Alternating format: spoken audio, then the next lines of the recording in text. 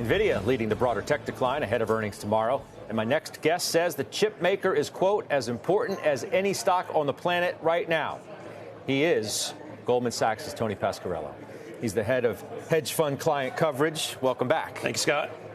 That's what I hear, that it all comes down to what Nvidia does tomorrow. Is that right? I think in a local context, it carries a ton of weight. It's the number 3 stock in the index. Immense market cap appreciation. So this was when the market bottomed in October 22, it was a $280 billion market cap.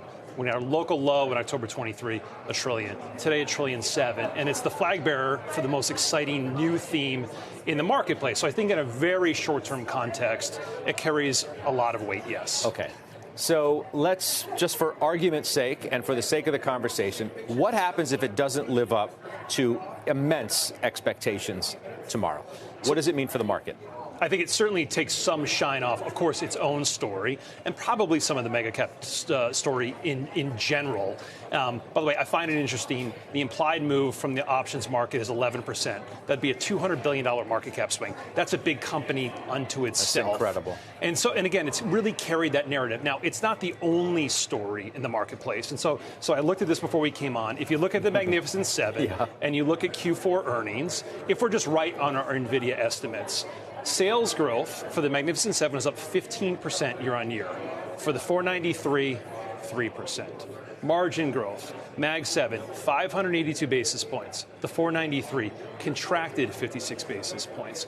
So 5 times the revenue growth, more than 5-fold the margin expansion. So I think there's a broader story that's told across tech, but there's no doubt in the very short term a lot hinges against sentiment-wise on Nvidia itself. Well, and let's take the other side of it. If they wow us yet again, it just justifies, in part for the fundamental reasons you just stated, of why people continue to buy these stocks, even at what some perceive to be elevated valuations. You just made the case that those valuations, however elevated they may be, are justified. I'll give you one more data point in this context. You and I have spoken a lot over the past year or so. The biggest and best balance sheets on the planet, generating immense free cash flow, returning a lot of that to shareholders. That's how Apple gets to a $20 billion buyback in Q4 alone. There's another part of the story which probably doesn't get as much attention, which is they reinvest in the form of CapEx and R&D on a level that no one else can touch. So again, the Magnificent Seven reinvest 60% of their operating cash flow. The rest of the index, the 493,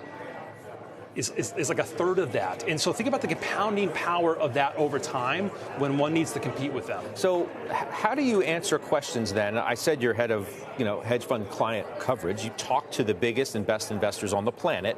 When they say, well, Tony, I mean, don't you think the broadening is going to happen? Should we rotate to these other unloved areas of the market? How do you answer the question?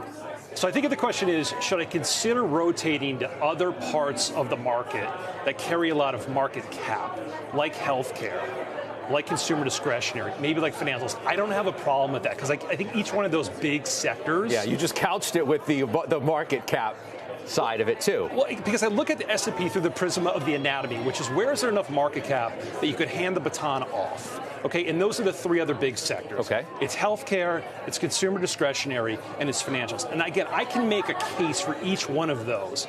It's less interesting to me to say, I'm going to cash in my chips on the Magnificent Seven, I'm going to pay the tax man, and then I'm going to buy Russell 2000, where 1 in 3 companies will be unprofitable this year. That's a tough putt for me. So, small caps are up 2 weeks in a row.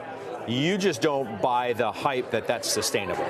Well, so if Goldman Sachs is correct, because we actually, as a house, we have a fairly positive view on small caps. If we are right that U.S. GDP growth this year is called 2.8%, okay, and if we're right that the Fed cuts 5 times, is that a favorable climate for small cap? It is. Do I really think point to point it's going to outperform the best companies on the planet? I don't.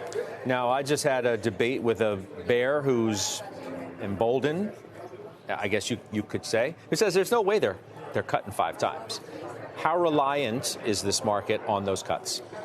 Well, S&P is 200 handles higher today than it was in the middle of January, when the rate market basically had 7 cuts in the price.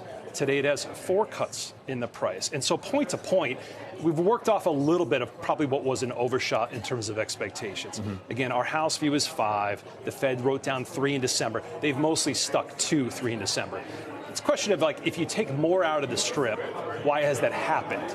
Is it happening because growth just ran a little bit stronger than expected and they delayed a little bit? I think the stock market's fine. If the disinflation narrative is further dented as it was last week, that might be tougher for the Fed. But that's not our view. Our view is they're going to cut in May because core PCE will be 2.5% by that meeting. They cut because they can, not because they have to.